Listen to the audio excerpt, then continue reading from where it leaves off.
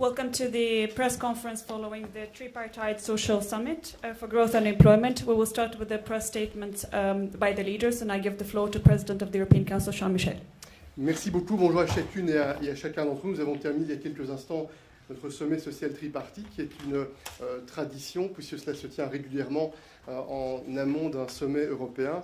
Quelques points rapidement pour ce qui me concerne. Le premier point, c'est l'occasion de dire à quel point nous croyons profondément dans l'importance et la valeur ajoutée du dialogue social. C'est l'occasion de nous écouter mutuellement, c'est l'occasion de bien comprendre quelles sont les attentes, quelles sont les priorités, quels sont les sentiments des uns et des autres sur les sujets d'intérêt européen et qui touchent très directement à ce que nous devons faire pour consolider la base économique, la base technologique de l'Union européenne. This is my first point, the importance of the social dialogue. My second point is the following.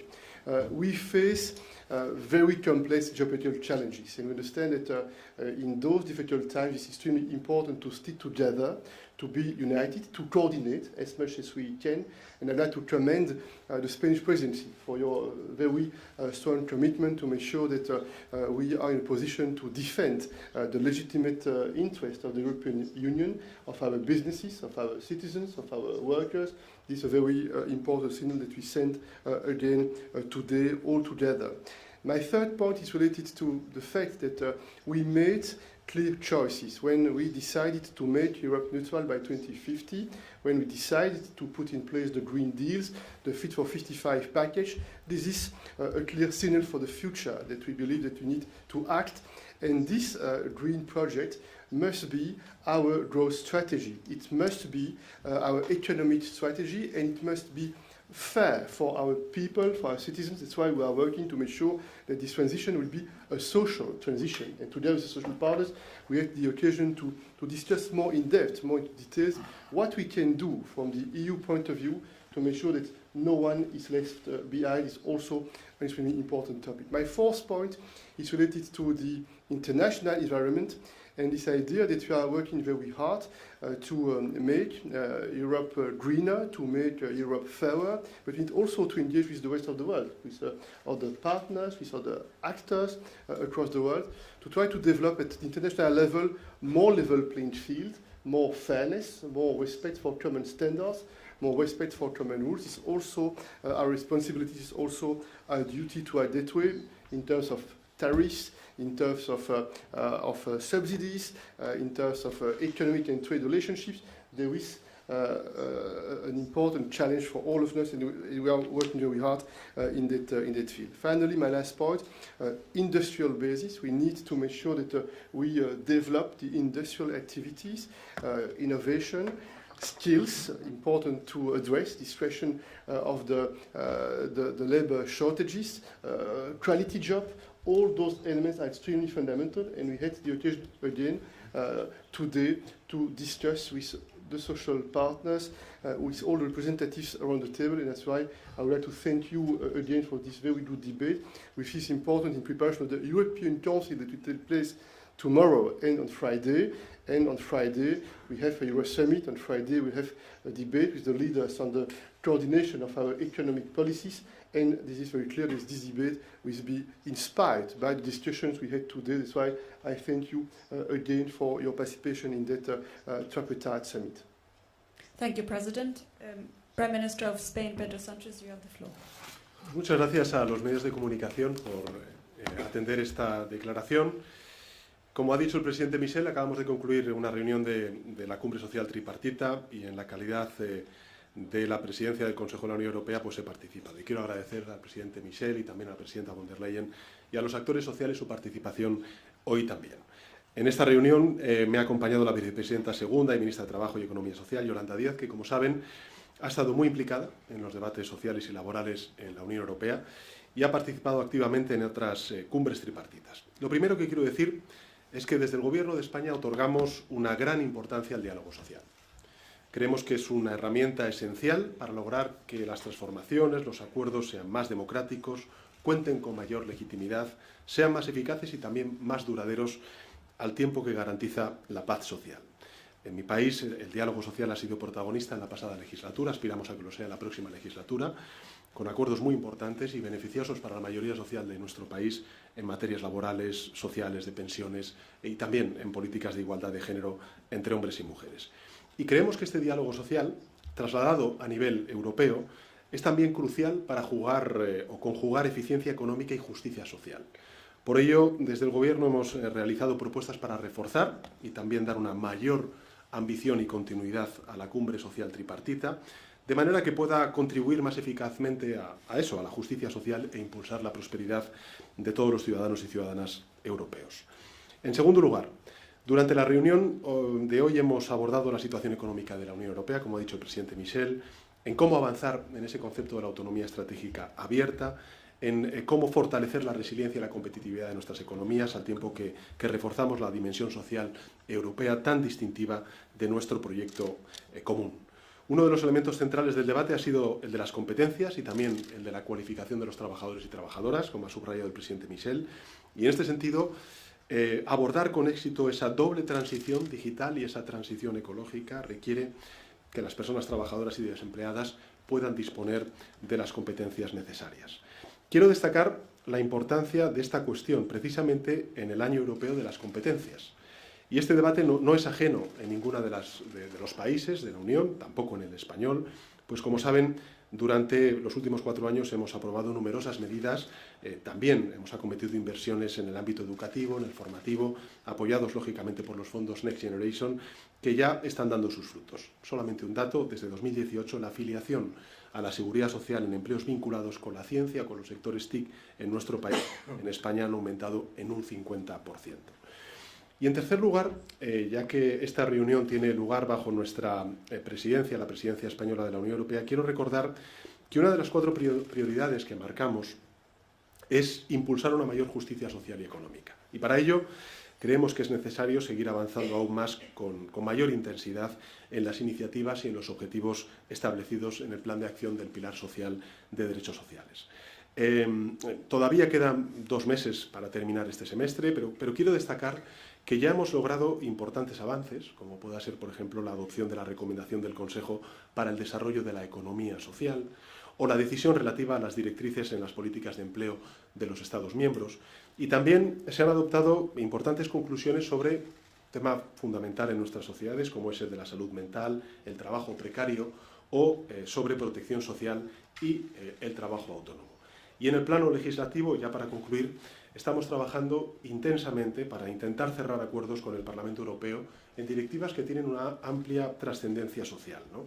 Las condiciones laborales de los trabajadores y trabajadoras de las plataformas digitales, el reglamento de coordinación en materia de seguridad social, avanzar lo más posible en la directiva sobre la tarjeta europea de discapacidad, con cuya presentación por parte de la Comisión Europea estamos especialmente satisfechos después, porque va a suponer un antes y un después para la vida diaria de nuestros ciudadanos europeos con algún tipo de discapacidad. Con lo cual, bueno, muy agradecidos de estar aquí presentes en esta cumbre social tripartita y muy esperanzados con los próximos meses hasta culminar nuestra presidencia española. Gracias. Thank you, Prime Minister. I would like to give the floor next to the European Commissioner for Jobs and Social Rights, Nicolas Schmidt. Thank you very much. I had the honor to replace the President of the Commission, who had to go to the conference on the Global Gateway, and Vice President Dombrovskis, who fell in. So, as already said, the topics which were on the agenda of this tripartite summit, social summit, were labor shortages, but also the industrial and energy policies and quality jobs and sustainable growth in the context precisely of the twin transitions. And I think the conclusion is also that there is a European approach to these challenges, which is to combine strong competitiveness and social fairness. And I think this was agreed and is part of a consensus also which was expressed in this summit. Now, on a labour shortage, which is obviously one of the big topics existing in all member states. In all member states, as we notice, we lose 1 million workers every year. So up to 2030, we will have lost in Europe 7 million people from the labour market. So we have to work on how we can mitigate this issue, and this was also a consensus that this has to be considered as a priority. The solutions are multiple, as the causes are multiple. Demography obviously is one of the major causes, and solutions are, we have first to work on our own labour market and try really to bring back or bring into the labour market those who are for the time being excluded, be it women. In most countries the employment rate of women is still low, and this was very much stressed also by the President of the Commission. We have to create an environment for women in order to help them and to encourage them to be part of the labour market and to enter the labour market. And childcare is one of the issues, but also working conditions, especially in those sectors where we have a high rate of women. Now, the European Year of Skills is obviously making progress. I think it has been adopted in all member states and also by social partners. We are quite successful also with the Pact of Skills, where already millions of workers are reskilled and upskilled, but this is not yet enough. We still have to work on that. Then the very important issue was also industry, and especially the green industries. The Commission yesterday had a very strong exchange of views on the impact of IRA on the European industries, and especially the green tech industries, which are an essential part of our transformation, green transformation. It cannot be that we are transforming our economy in the way of climate protection and the technology are coming from outside the EU. So it is extremely important to develop, to consolidate these technologies in Europe. And we know that there are competitors outside, and we have really to invest in these technologies. So the social dimension, the social transition, as it has already been said by President Sanchez and the President of the Council, is part of the transition, is part of the competitiveness, and because it is essential that we keep this transformation acceptable. People have to be convinced that this is good for them, this is good for the economy, this is good for jobs, and so we make the green transition and the digital transition a success for the European economy. Thank you. Thank you very much, Commissioner. I'll give the floor now to Esther Lynch, the General Secretary of ETUC. Thank you. Workers and their trade unions came here to discuss a European green industrial policy for a great jobs economy. We pointed out that to achieve that, we do need investments, because it's very important that by decarbonising, we don't deindustrialise. We need to make sure that the transition can be successful for companies, for the climate, but also for workers. And we had a note of concern about that, because on Friday discussions will be made about the economic governance rules. And depending on what's decided, member states will either be able to invest for that European green industrial policy, or they won't. They will either be able to spend the money, or they won't. So it's very important that, and we've been calling on member states for some time now, to put into the public domain exactly the consequences of the European governance rules. What will it mean for the investments for the green transition?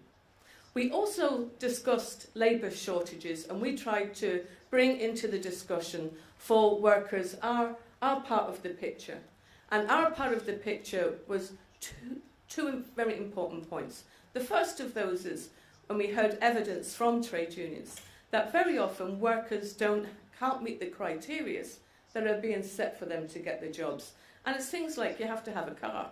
It's things like you have to be available to work very, very flexibly. Or it's things like you have to live in certain places. Sometimes also they're looking at a lot of prejudice because they're older workers or because of where they're from. So we highlighted that labour shortages, we encouraged the employers to look at the criteria that they were setting for people.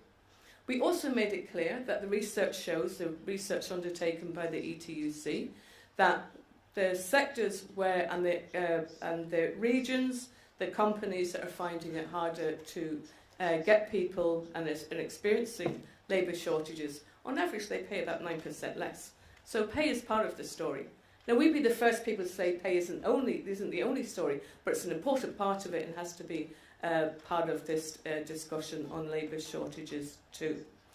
Then finally, we asked for a better coherence between the different policy objectives. That it would be important that you don't have one policy objective counteracting the other. And we see the best way of doing that is to include social partners, to include employers, but also to include trade unions, because we know how it's working in practice, and we know where the gaps are, and we know how to bring it together in a more impactful way that will be guaranteed to deliver, as I said, on a European green industrial policy for a great jobs economy. Thank you. Thank you very much. And last but not least, I give the floor to Markus Bauer, the Director General of Business Europe.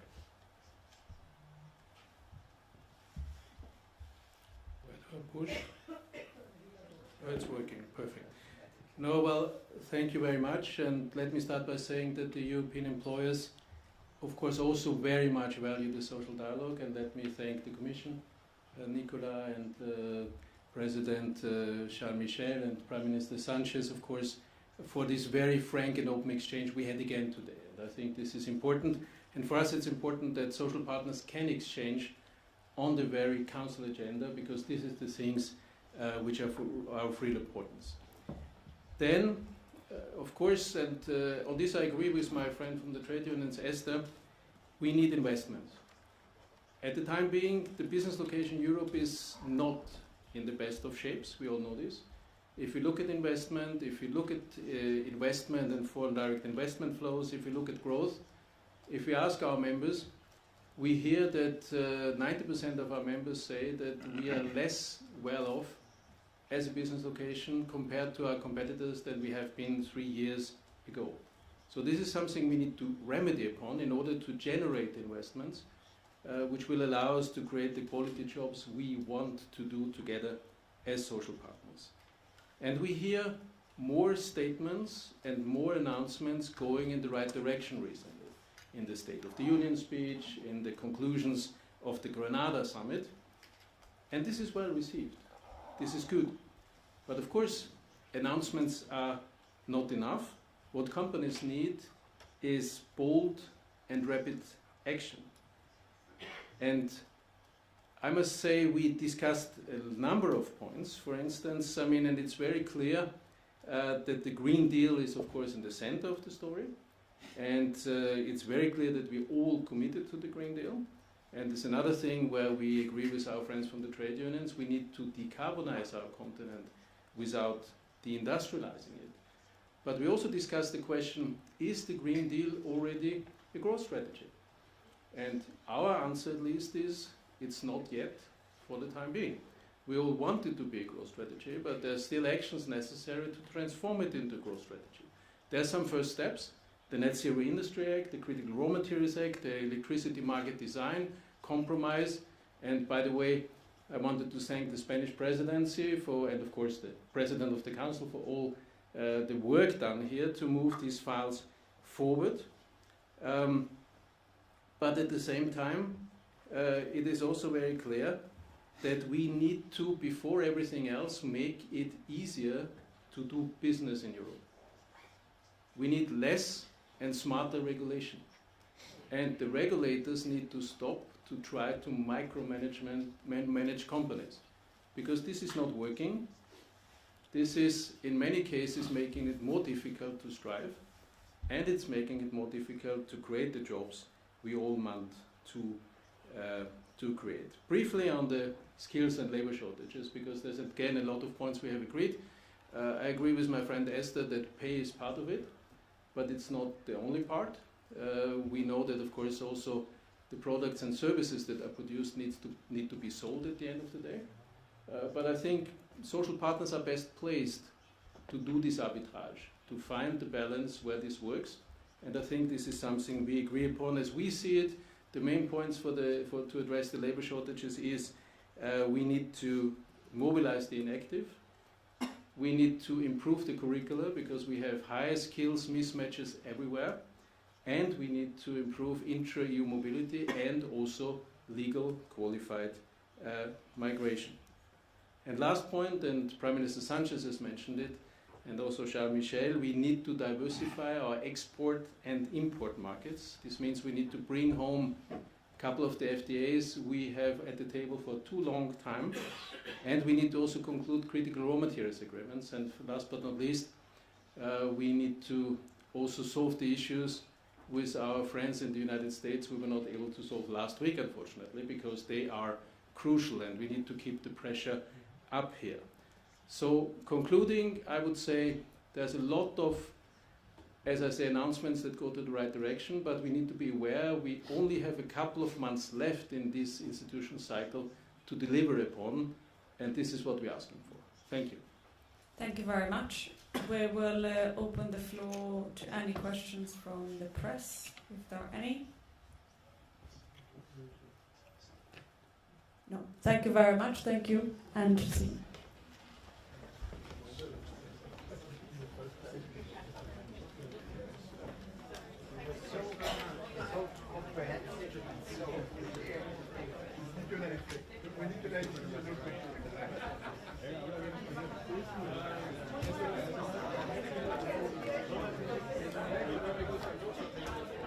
Thank you.